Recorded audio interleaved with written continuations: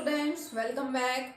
In last lecture we were discussing about pH. pH क्या होती है ये हम लोगों ने पढ़ा था. उसके अलावा एक important relation हम लोग पढ़ चुके थे, that is for ionic product of water.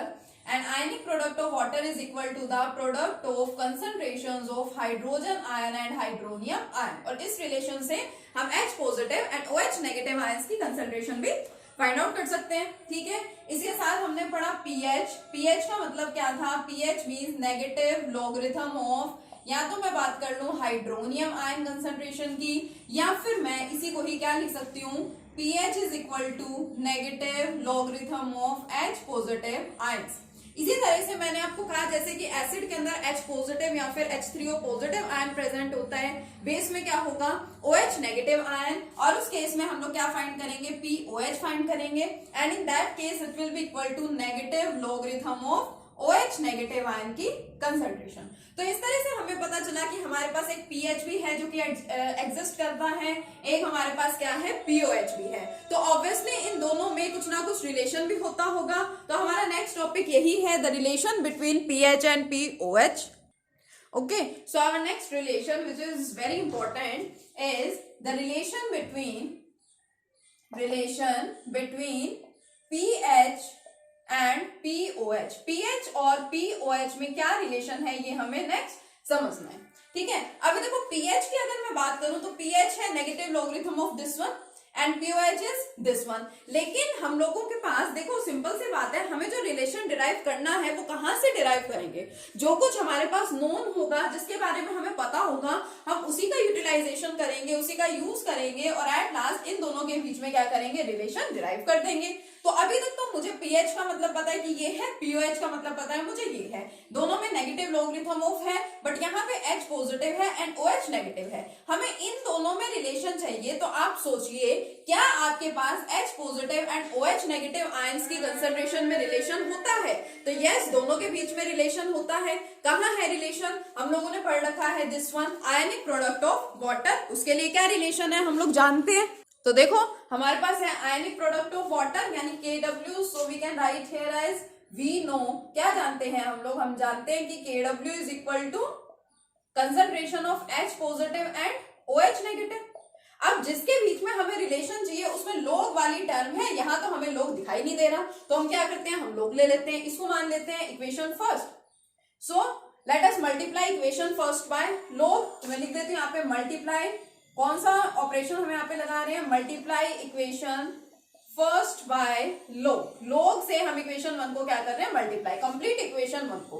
तो क्या बना देखो, log of KW it will be equal to log of H positive plus log of OH negative. अब मैंने ये क्या कर दिया, मैंने ये मल्टीप्लीकेशन की जगह पॉजिटिव साइन कैसे लगा दिया, क्योंकि आपको बता रखा है लॉग का एक इंपॉर्टेंट फॉर्मूला है जो आप सबको याद होना चाहिए, log A multiply log B. It is always equal to log of A plus log of B. अगर हम log लेते हैं दो टर्म्स का और वो दो टर्म्स मल्टीप्लाई में हो, मींस मैं ये करूंगी log H पॉजिटिव की concentration multiply log OH negative की कंसंट्रेशन, तो हमारे पास फॉर्मूला है log A into log B is equal to log A plus log B. इसी तरह से अगर कहीं पे डिवीजन का फैक्टर आ जाए log A बाय B तो ये नेगेटिव होता है, log A minus log B. दोनों इंपॉर्टेंट फॉर्मूलाज है जो ध्यान रखेंगे आप लोग. ठीक है, तो ये log A plus log B यहाँ पे हो गया. उसके अलावा और क्या है, और तो भाई हमें दोनों के अंदर नेगेटिव साइन भी चाहिए, तो अब क्या करते हैं, माइनस से भी क्या कर देते हैं, मल्टीप्लाई कर देते हैं. ठीक है, सो मल्टीप्लाई इक्वेशन 2 कंसीडर कर लो इसको, multiply equation 2 by negative. Negative से हम कंप्लीट इक्वेशन को मल्टीप्लाई कर दें तो क्या बनेगा यहाँ पे, negative of log KW and it will be equal to, देखो मैं मल्टीप्लाई कर रही हूँ, minus log of H positive. ठीक है, ये फर्स्ट टर्म हो गई, प्लस सेकेंड टर्म में इसको भी मल्टीप्लाई कर रही हूँ, negative of log of OH negative की कंसंट्रेशन. ठीक है, मैंने क्या किया, दोनों को मल्टीप्लाई कर दिया. अब देखिए माइनस log KW की वैल्यू, जब हमने आयनिक प्रोडक्ट ऑफ वाटर को डिस्कस किया तो मैंने आपको बताया कि KW की वैल्यू फिक्स होती है पर्टिकुलर टेम्परेचर पे, और मैंने आपको साथ में ये भी कहा था कि हम लोग जिस टेम्परेचर को यहाँ पे मोस्टली कंसिडर करने वाले हैं that is 25 degree Celsius. 25 degree Celsius के ऊपर इसकी वैल्यू कितनी थी, ठीक है, 25 डिग्री सेल्सियस पे आयनिक प्रोडक्ट ऑफ वाटर की वैल्यू कितनी थी ये हमें ध्यान होना चाहिए. तो हमें पता है कि एट 25 डिग्री सेल्सियस KW, ठीक है, ionic product of water is equal to, क्या बताया था मैंने आपको, 1.008 into 10 raise to the power negative 14। तो अप्रोक्सीमेटली हम किसके इक्वल लेके चलते हैं, 10 raise to the power negative 14 के, ठीक है। वैल्यू पुट कर दो यहाँ पे, minus log 10 raise to the power negative 14। भाई जिस टेम्परेचर पे हमें वैल्यू पता है हम वही टेम्परेचर कंसीडर करेंगे और इसकी वैल्यू वहां पे क्या कर देंगे, पुट कर देंगे, सिंपल सा है। It will be equal to, now what is this, minus log of H positive, ये रहा, it is equal to pH, तो इसकी जगह क्या मैं pH नहीं लिख सकती, pH प्लस इसकी जगह में क्या लिख सकती हूँ, I can write here as POH, ठीक है, POH, देखो दोनों में रिलेशन आ रहा है। और ये मैंने आपको लास्ट टाइम सोल्व करना सिखाया था इस टाइप का, ठीक है। इसको कैसे सोल्व किया जाता है, पावर जो है वो आगे आ जाती है, पहले लिख लेते हैं। तो negative of -14 log 10, it will be equal to pH plus POH। log 10 is equal to what, log 10 is equal to 1, तो माइनस माइनस प्लस यानी 14 मल्टीप्लाई 1 कितना हो गया 14। It is equal to pH plus POH, so I can write it as pH plus POH is equal to 14। Now it is the relation between pH and POH। pH और POH में क्या relation होता है कि जब आप दोनों को ऐड करते हैं pH plus POH then it will comes out to be equal to 14। यहाँ पे आपको कंफ्यूजन नहीं होनी चाहिए कि मैंने ये क्यों लिया है, क्योंकि मुझे आयनिक प्रोडक्ट ऑफ वाटर की value 10 raise to the power negative 14 पता है, but at the temperature 25 degree Celsius, ठीक है। तो एक हम एसिड्स की बात कर रहे हैं, एक हम बेसिस की बात कर रहे हैं। एसिड्स के केसेस में हमने pH फाइंड किया, बेसिस के केस में हमने क्या किया, POH फाइंड किया। बट इसी के साथ अगर आपको ध्यान हो तो एसिड्स के लिए हम लोग डिसोसिएशन कांस्टेंट ऑफ एसिड भी फाइंड करते हैं एंड बेसिस के लिए हम लोग डिसोसिएशन कांस्टेंट ऑफ बेसिस भी फाइंड करते हैं।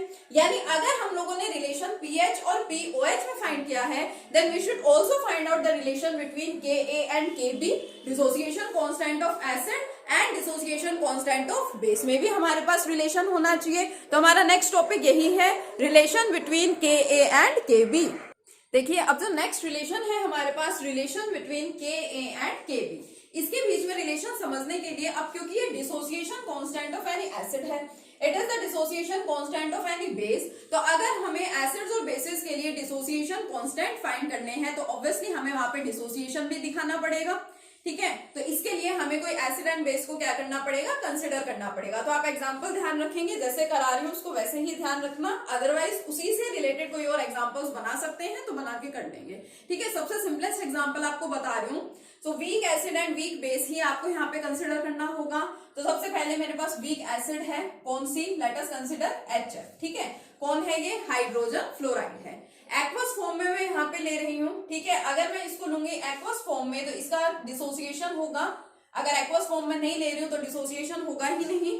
क्या बनेगा यहाँ पे देखिए, H positive plus F negative. आप लोग देखेंगे बुक्स में यहाँ पे कई बार ऐसे भी लिखा होता है H positive aqueous and F negative aqueous, साथ में ब्रैकेट में। क्यों, क्योंकि अगर HF आपकी एक्वस सॉल्यूशन में है, HF का एक्वस सॉल्यूशन अगर आपके पास प्रेजेंट है तो ऑब्वियसली इनके जो आयंस बनेंगे वो आयंस कहाँ आपको मिलेंगे, एक्वस सॉल्यूशन में ही तो मिलेंगे। भाई देखो सिंपल सी बात है, सपोज मैंने ये एक बीकर लिया जिसके अंदर हाइड्रोजन फ्लोराइड का सॉल्यूशन है। इस हाइड्रोजन फ्लोराइड के सॉल्यूशन में मैंने क्या किया, वाटर ऐड किया टू मेक इट एक्वस। अब वाटर को मान लीजिए मैं ऐसे सर्कल से, ड्रॉप्स से, ठीक है, इनसे क्या कर रही हूँ, रिप्रेजेंट्स कर रही हूँ, और जो मैंने इस तरह से डॉटेड लाइंस दिखाई है सपोज वो क्या है, हाइड्रोजन फ्लोराइड है। अब इसका डिसोसिएशन होगा तो इसी बीकर के अंदर ही तो H positive and F negative रहेंगे। ऐसा तो नहीं हो जाएगा कि H पॉजिटिव बीकर से बाहर चला गया, F नेगेटिव बीकर से बाहर चला गया। तो ये जो आयंस आपके बने हैं ये इसी बीकर में है और एक्वस सॉल्यूशन में ही प्रेजेंट है। देखिए वाटर वहां पे प्रेजेंट है, इसलिए इसके साथ क्या लिख देते हैं, एक्वस। अब इस एसिड का डिसोसिएशन मैंने यहाँ पे दिखा दिया, तो ऑब्वियसली यहाँ पे मैं लॉ ऑफ केमिकल इक्विलिब्रियम अगर अप्लाई करूंगी तो उसके बाद मैं यहाँ क्या लिखूंगी, Ka dissociation constant of acid and it will be equal to concentration of the products to the concentration of the reactant, ठीक है। क्या लिख दिया मैंने यहाँ पे, मैंने यहाँ पे लिख दिया dissociation constant of acid. Acid की बात हो गई यहाँ पे। अब नेक्स्ट किसको कंसिडर करते हैं, बेस को कंसिडर करते हैं। अब देखिए इसके साथ अगर मैं जिस बेस को कंसिडर करूंगी तो मैं किस वाले बेस को यहाँ पे कंसिडर करूंगी, कोई दूसरा बेस मुझे नहीं लेना, क्योंकि मुझे यहाँ पे रिलेशन बताना है Ka और Kb के बीच में। तो मैंने यहाँ पे जो एसिड ली है उसी एसिड से रिलेटेड मुझे यहाँ पे क्या लेना पड़ेगा, कोई बेस लेना पड़ेगा। तो देखो मैं यहाँ पे कौन सा बेस लूंगी, HF मैंने एसिड ले रखी है। अब यहाँ से देखो F नेगेटिव, यानी कि इस वाले बेस की फॉर्मेशन हो रही है, ठीक है।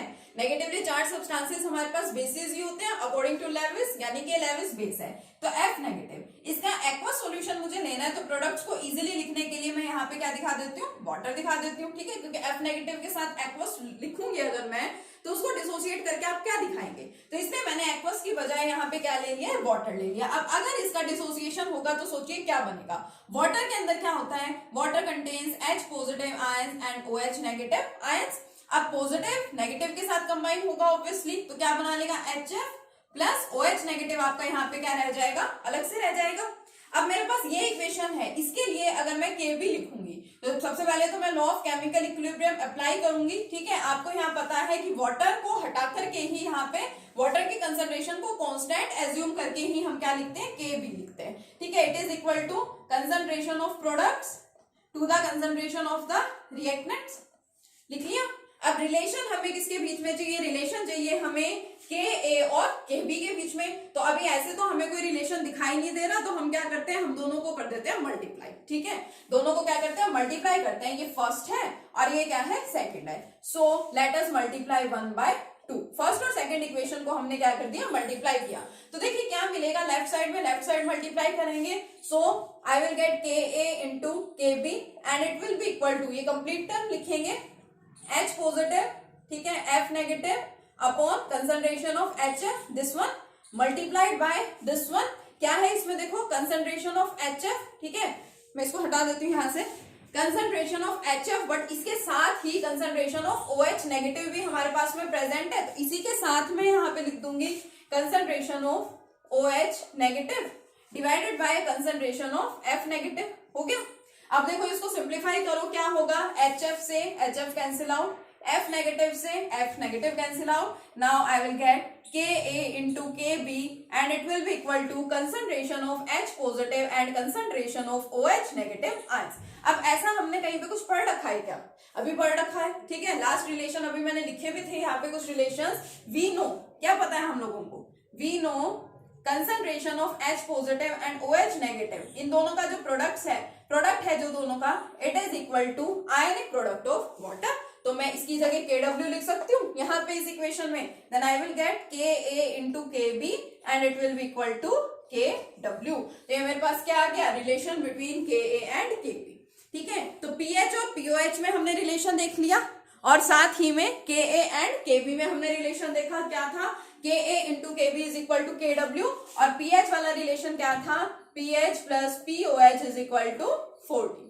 ये दो रिलेशन थे, इसके अलावा बाकी सारे फॉर्मूलाज मैंने अभी लिख के दिखाए थे आपको, ठीक है। अब सारे फॉर्मूलाज को हमें ध्यान रखना है और करने हैं उससे रिलेटेड न्यूमेरिकल्स, ठीक है। तो नेक्स्ट लेक्चर में कंटिन्यू करेंगे न्यूमेरिकल्स के साथ। Okay, thank you.